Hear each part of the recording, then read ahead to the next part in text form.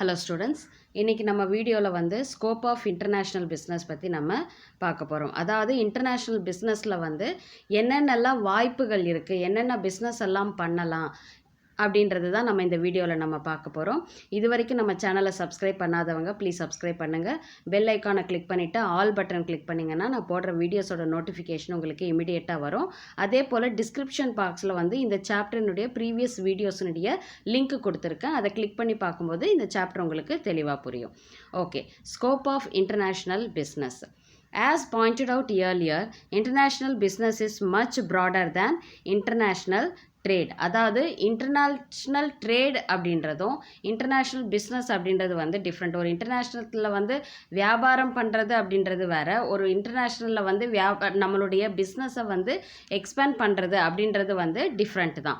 ஓகேவா? அப்போது international business international லெவலில் நம்ம வந்து ஒரு பிஸ்னஸ் பண்ணுறோம் அப்படின்னா கண்டிப்பாக அது வந்து பார்த்திங்கன்னா ஒரு பெரிய லெவலான ஒரு பிஸ்னஸ் க்ரோத் அண்ட் டெவலப்மெண்ட் ஆகக்கூடிய ஒரு சினாரியோ தான்.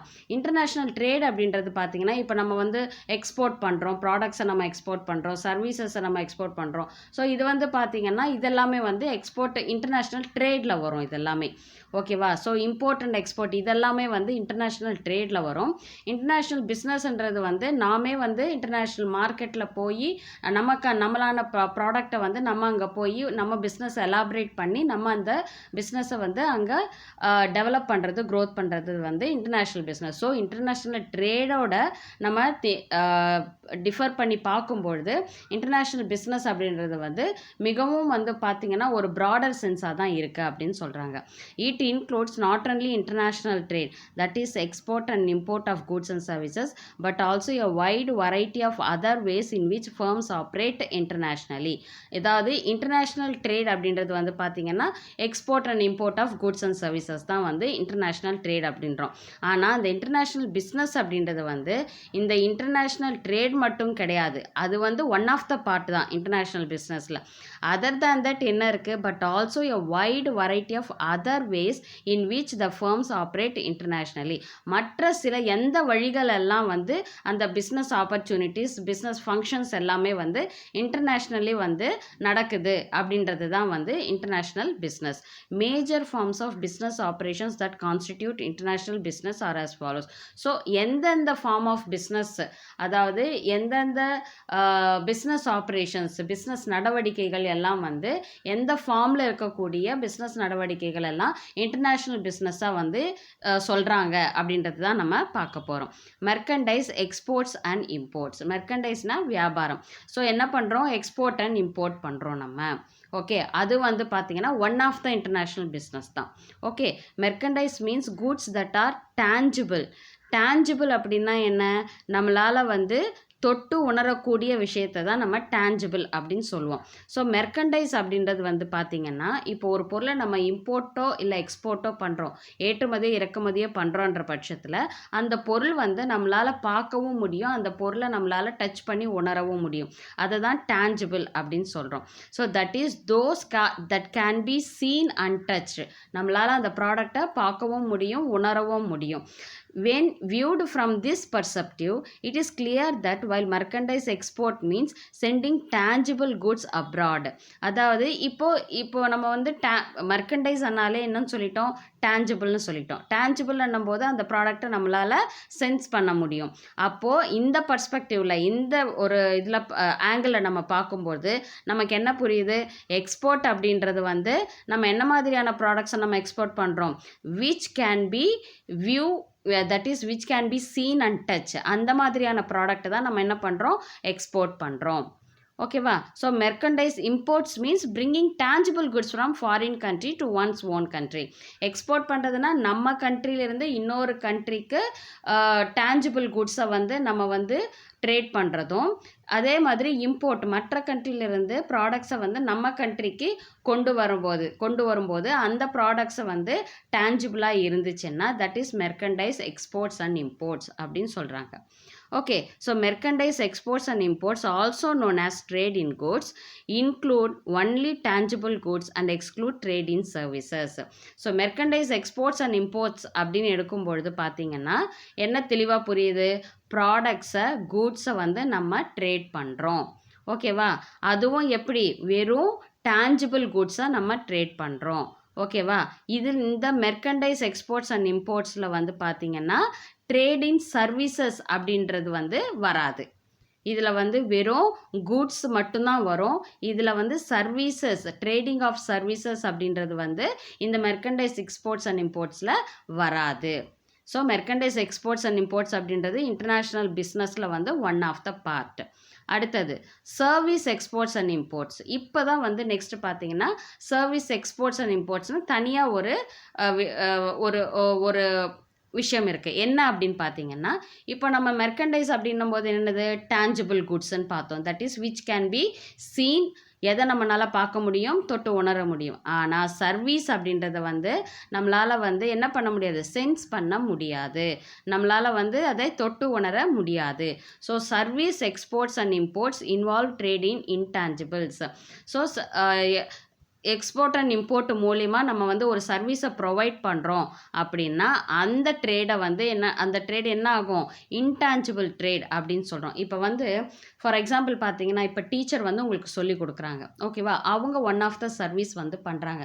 தனக்கு தெரிஞ்ச நாலேஜை பசங்களுக்கு வந்து அவங்க சொல்லி கொடுக்குறாங்க. It is one of the service.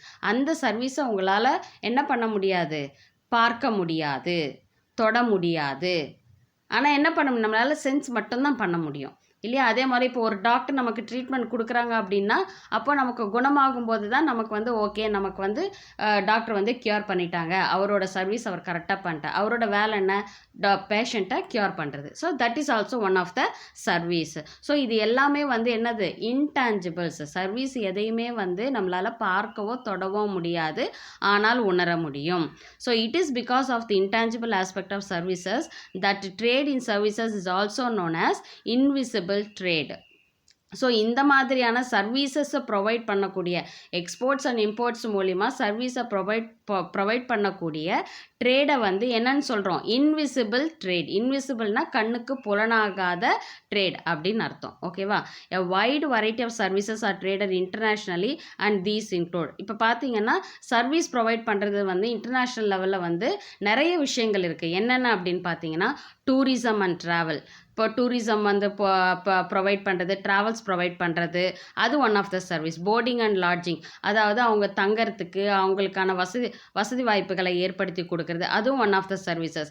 அது எது வரும்? ஹோட்டல் அண்ட் ரெஸ்டாரண்ட்ஸில் வரும். அதே மாதிரி என்டர்டைன்மெண்ட் அண்ட் ரீக்ரியேஷன். இப்போ தீம் பார்க்கு, ஸோ இந்த மாதிரி ஃபிலிம் சிட்டி, ஸோ இந்த மாதிரியான என்டர்டைன்மெண்ட்ஸ்க்கு வந்து பார்த்திங்கன்னா அதுவும் one of the service. Transportation, travels, ஒரு இடத்துலேருந்து இன்னொரு இடத்துக்கு மூவ் பண்ணி கூட்டு போகிறது வர்றது, இந்த மாதிரி சர்வீசஸும் வந்து டிரான்ஸ்போர்ட்டேஷன். தட் இஸ் வந்து பார்த்தீங்கன்னா இப்போ ப்ரைவேட் ஏரோப்ளைன்ஸ் எல்லாம் போகுது. ஸோ மக்கள் அதிலலாம் அந்த சர்வீசஸை வந்து என்ன பண்ணுறாங்க? யூட்டிலைஸ் பண்ணிக்கிறாங்க. So that is transportation. Professional services அப்படின்னு பார்த்தீங்கன்னா training, recruitment, consultancy and research, இது எல்லாமே வந்து ப்ரொஃபஷனல் சர்வீசஸில் வரும். அதே மாதிரி கம்யூனிகேஷன் பார்த்தீங்கன்னா போஸ்டல், டெலிஃபோன், ஃபேக்ஸ், கொரியர், இதெல்லாமே வந்து பார்த்தீங்கன்னா கம்யூனிகேஷன், ஒருத்தருக்கு ஒருத்தர் வந்து தொடர்பு படுத்திக்கக்கூடிய விஷயங்கள். அதே போல் கன்ஸ்ட்ரக்ஷன் அண்ட் இன்ஜினியரிங். ஸோ இப்போ வந்து கன்ஸ்ட்ரக்ஷன் ஒர்க்கை, ஒரு பிரிட்ஜ் கன்ஸ்ட்ரக்ட் பண்ணோம், இல்லை ஒரு பில்டிங் கன்ஸ்ட்ரக்ட் பண்ணோம், இல்லை ஒரு ஃப்ளாட்ஸ் அப்பார்ட்மெண்ட் கன்ஸ்ட்ரக்ட் பண்ணோம் அப்படின்னா ஒரு நாட்டில் இருந்து இன்னொரு நாட்டுக்கு வந்து நம்ம சர்வீஸை வந்து ப்ரொவைட் பண்ண முடியும். ஓகேவா? அடுத்தது பார்த்தீங்கன்னா மார்க்கெட்டிங்.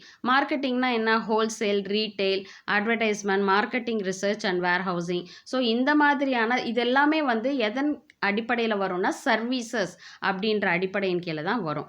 அதே போல் எஜுகேஷனல், ஃபினான்ஷியல் சர்வீசஸ். இப்போ பார்த்தீங்கன்னா இப்போ வந்து நிறைய ஃபாரினில் வந்து படிக்கலாம் அப்படின்னு சொல்லிட்டு இங்கே ஒரு சில கன்சல்டன்சிஸ்லாம் என்ன பண்ணுவாங்க? இந்த ஃபாரினில் இந்த மாதிரியான ஆப்பர்ச்சுனிட்டிஸ் இருக்குது, நாங்கள் உங்களுக்கு வந்து அதற்கான வாய்ப்பை ஏற்படுத்தி கொடுக்குறோம் அப்படின்னு அவங்க வந்து நமக்கு ஹெல்ப் பண்ணுறாங்க. That is also one of the service. அப்ராடெல்லாம் போய் படிக்கிறாங்க இல்லையா? அதை தான் சொல்கிறேன். அதே போல் such as banking and insurance. So banking and insurance இப்போ வந்து பார்த்திங்கன்னா இப்போ நம்ம வந்து இன்டர்நேஷ்னல் பிஸ்னஸ் பண்ணுறோன்னா நமக்கான லோன்ஸ் கிடைக்கிறதுக்கோ, இல்லை வந்து பார்த்திங்கன்னா இன்சூரன்ஸ், இப்போ வந்து ஷிப்பிங் வந்து ஷிப் மூலிமா நம்ம ஒரு ப்ராடக்ட் ஒரு இடத்துல இருந்து இன்னொரு நாட்டுக்கு கொண்டு போகிறோன்னா அப்போ நடுவில் ஏற்படக்கூடிய அந்த பாதிப்புகளிலிருந்து காப்பாற்றுறதுக்கு இன்சூரன்ஸ் போன்ற சர்வீசஸ் ப்ரொவைட் பண்ணுறது. So of these tourism, transportation and business services are major constituents of world trade in services. So இதில் இவ்வளோ சர்வீசஸ் இருக்குது.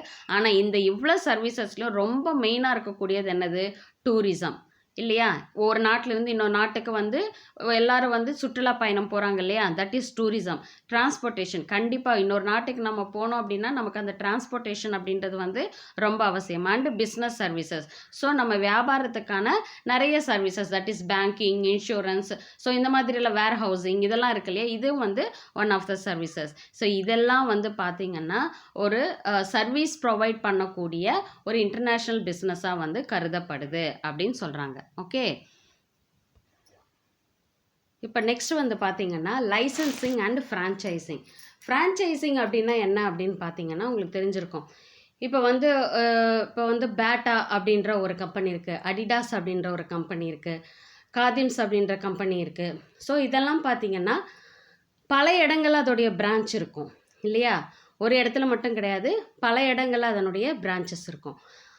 பல இடங்களில் எப்படி இருக்குது அப்படின்னு பார்த்தீங்கன்னா இவங்களுடைய உரிமையை, ஓகேவா, அடிடாஸ் அப்படின்றதுக்கு அவங்களுக்குன்னு ஒரு ரைட்ஸ் இருக்கும், ஓகேவா, அவங்களோட உரிமையை வந்து இவங்க என்ன பண்ணுவாங்க, ஃப்ரான்ச்சைஸ் வாங்கிப்பாங்க.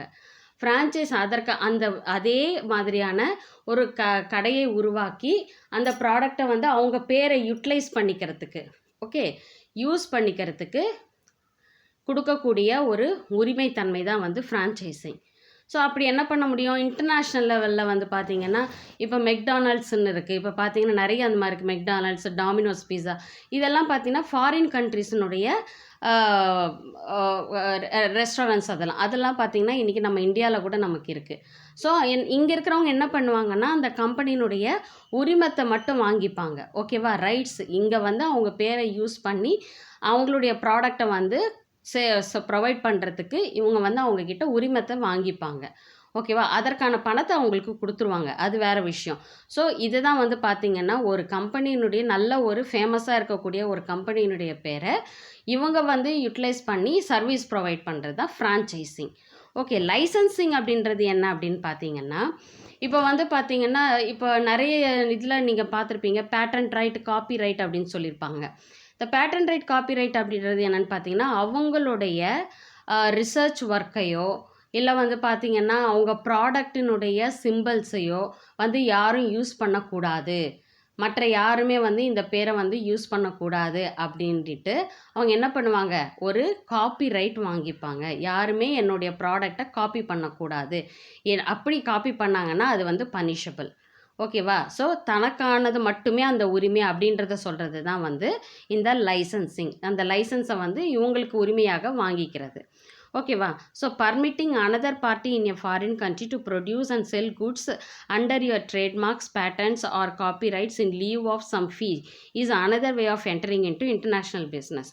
இப்போ ஒரு இன்டர்நேஷ்னல் பிஸ்னஸ் அப்படின்றது வந்து நம்மளே ஒரு ப்ராடக்டை வந்து புதுசாக ப்ரொடியூஸ் பண்ணி நம்ம வந்து அந்த ப்ராடக்டை இன்டர்நேஷ்னல் மார்க்கெட்டுக்கு கொண்டு போய் அந்த பிஸ்னஸை க்ரோத் பண்ணுறதுன்றது வந்து it will take long term.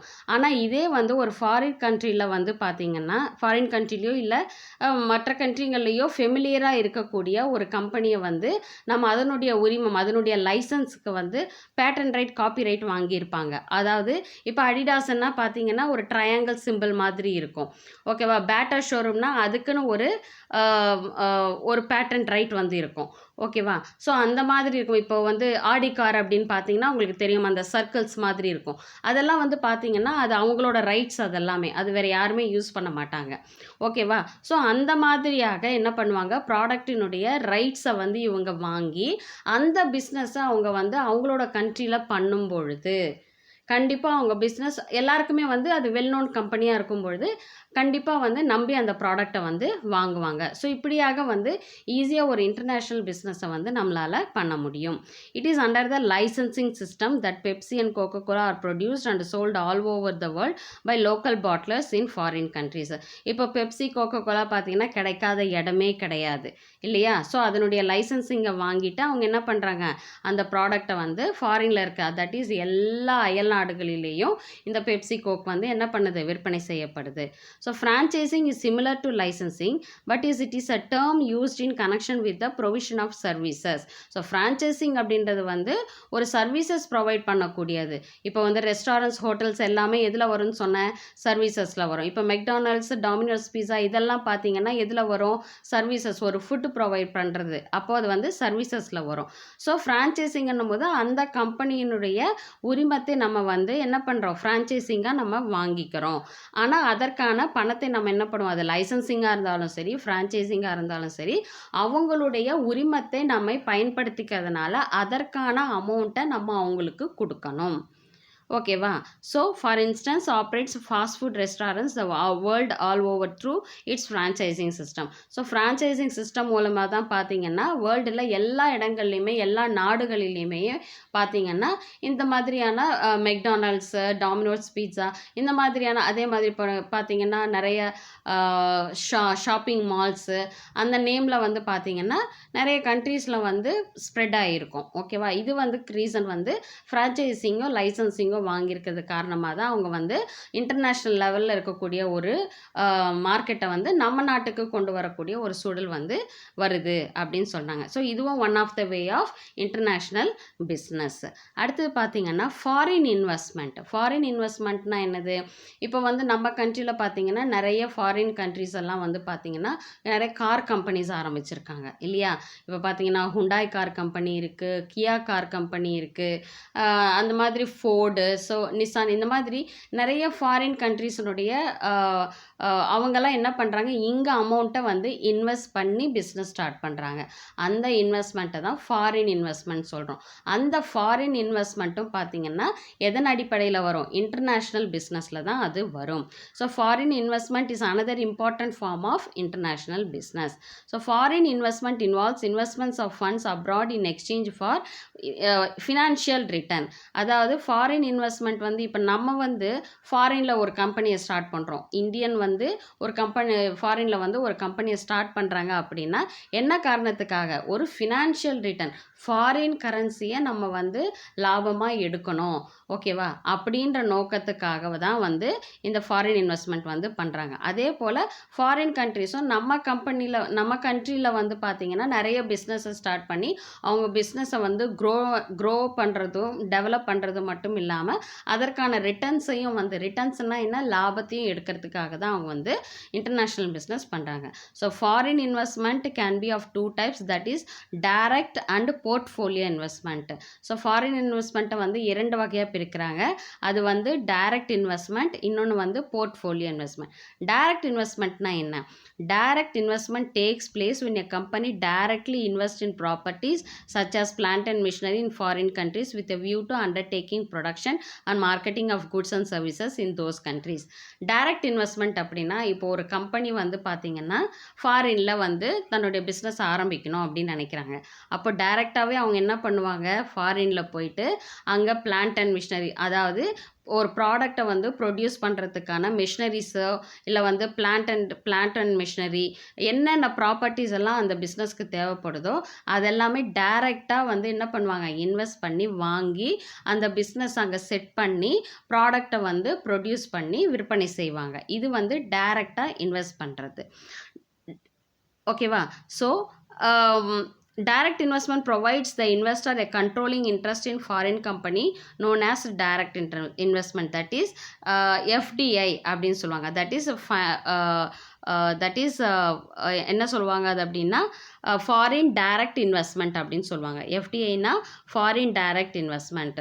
So இந்த டைரக்ட் இன்வெஸ்ட்மெண்ட் அப்படின்றது வந்து பார்த்திங்கன்னா இன்வெஸ்டர் வந்து டைரெக்டாக வந்து தன்னுடைய அமௌண்ட்டை வந்து தன்னுடைய பிஸ்னஸில் வந்து போட்டு ப்ராடக்டை ப்ரொடியூஸ் பண்ணி அவர் வந்து லாபம் எடுக்கிறது தான் வந்து direct investment. It can be in the form of joint venture on PPP, ஓகேவா? அது வந்து ப்ரைவேட் பார்ட்னர்ஷிப் அப்படின்னு சொல்லுவாங்க.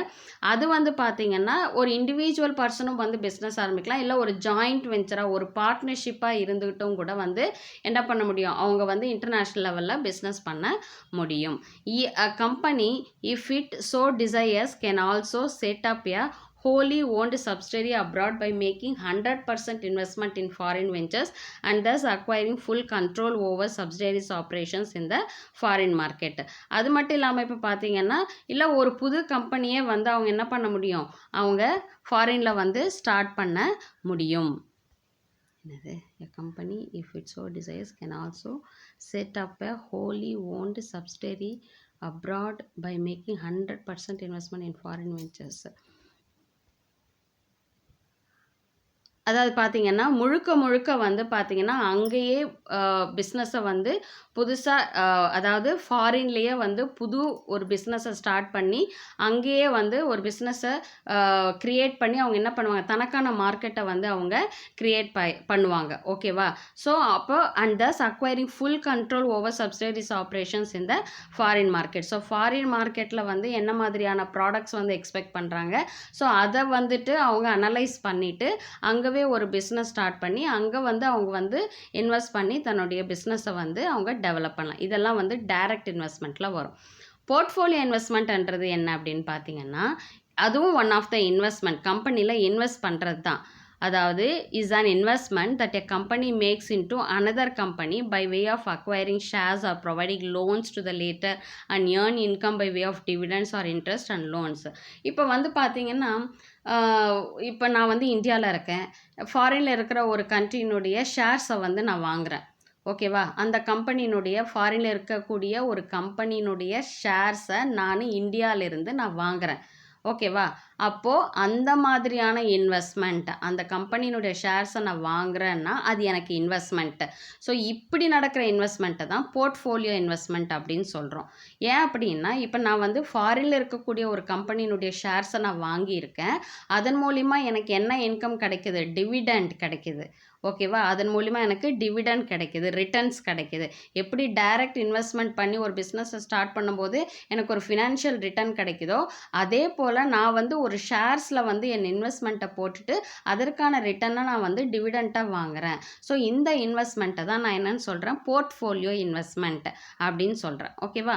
Unlike foreign direct investment, the investor under portfolio investment does not get directly involve in to production and marketing operations.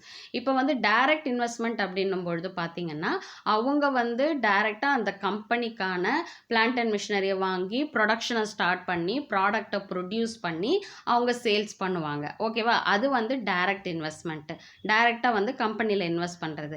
ஆனால் இந்த portfolio இன்வெஸ்ட்மெண்ட்ன்றது வந்து என்ன அப்படின்னு பார்த்தீங்கன்னா, ஆல்ரெடி ஒரு கம்பெனி வந்து அவங்க கம்பெனியினுடைய ப்ரொடக்ஷன் எல்லாம் இருக்கும். இப்போ ஹுண்டாய் கம்பெனி அப்படின்னு பார்த்தீங்கன்னா, இப்போ கார் கம்பெனிஸை நீங்கள் பார்த்தீங்கன்னா, நிறைய வந்து அவங்களுடைய ப்ராடக்ட்ஸை வந்து அவங்களோட ப்ராடக்டான கார் எல்லாத்தையுமே வந்து அவங்க ப்ரொடியூஸ் பண்ணுவாங்க. ஓகேவா? அவங்க மேனுஃபேக்சர் பண்ணுவாங்க. காரை வந்து எப்படி அதை வந்து மாடர்னைஸ் பண்ணணும், அது எல்லாமே வந்து அவங்க பண்ணுவாங்க. ஆனால் நம்ம என்ன பண்ணுவோம், அதுக்கும் நமக்கு சம்மந்தம் கிடையாது. நம்ம என்ன பண்ணுவோம், அந்த கம்பெனியினுடைய ஷேர்ஸை மட்டும்தான் நம்ம வாங்குவோம். அவங்களுடைய ப்ரொடக்ஷன்லேயோ மேனுஃபேக்சரிங்லேயோ நம்ம எந்த விதத்துலேயுமே இன்வால்வ் ஆகிறது கிடையாது. ஜஸ்ட் அவங்களுக்கு கம்பெனியினுடைய ஷேர்ஸை மட்டும்தான் நம்ம என்ன பண்ணுறோம், இன்வெஸ்ட் பண்ணுறோம். ஸோ அந்த மாதிரியான இன்வெஸ்ட்மெண்ட் வந்து பார்த்தீங்கன்னா தான் போர்ட்ஃபோலியோ இன்வெஸ்ட்மெண்ட் அப்படின்னு சொல்கிறோம். ஸோ எந்த விதமான ப்ரொடக்ஷன் அண்ட் மார்க்கெட்டிங் ஆப்ரேஷன்ஸில் இன்வால்வ் ஆகாமல் ஒரு இன்வெஸ்ட்மெண்ட்டை ஒரு கம்பெனியில் நம்ம பண்ணுறோம் அப்படின்னா that is called a portfolio investment. Okay, so it simply earns an income by investing in shares, bonds, bills or notes in a foreign country or providing loans to foreign business firms. So சிம்பிளாக சொல்லணும் அப்படின்னு பார்த்தீங்கன்னா, ஃபாரினில் இருக்கக்கூடிய ஒரு கம்பெனியினுடைய ஷேர்ஸோ பாண்ட்ஸோ bills notes இதை வந்து நம்ம பர்ச்சேஸ் பண்ண, தட் இஸ் அதில் நம்ம இன்வெஸ்ட் பண்ணுறோம். ஓகேவா? ஃபாரின் கண்ட்ரியில் இருக்கக்கூடிய ஒரு கம்பெனியில் இருக்கக்கூடிய ஷேர்ஸை நம்ம வாங்குகிறோம். இல்லை வந்து ஃபாரினில் இருக்க கம்பெனிக்கு நம்ம ஏதாவது ஒரு லோன்ஸை வந்து ப்ரொவைட் பண்ணுறோம். இல்லை அவங்கக்கிட்டேருந்து நம்ம இது எல்லாமே வந்து பார்த்திங்கன்னா போர்ட்ஃபோலியோ இன்வெஸ்ட்மெண்ட்டில் தான் வரும். ஸோ இந்த போர்ட்ஃபோலியோ இன்வெஸ்ட்மெண்ட் வந்து டைரக்ட் இன்வெஸ்ட்மெண்ட்டாக இருந்தாலும் சரி, போர்ட்ஃபோலியோ இன்வெஸ்ட்மெண்ட்டாக இருந்தாலும் சரி, அப்ராட் லெவலில் ஃபாரின் லெவலில் இருந்துச்சுன்னா that is a international business. ஓகேவா?